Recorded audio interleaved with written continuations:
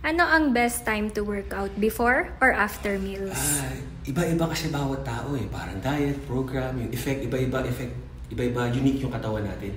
So, may tao na pag kumain, pag may physical activity, sports man yan, o weightlifting, medyo nasusuka.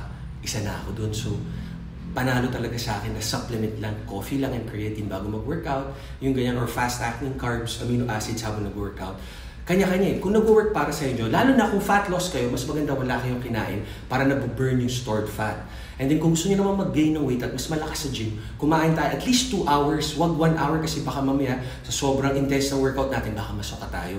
Kaya kung makikita nyo sa sports or pag nasa gym, may mga sumusuka kasi nga kakakain lang nila. Kasi yung dugo, nagda-digest, tapos yung dugo, nag-workout, pupunta sa muscle, so naguguluhan yung katawan mo, hindi natutunaw yung kinain mo. So, kailangan, pag nag-workout tayo, yung focus talaga sa muscles and burn fat.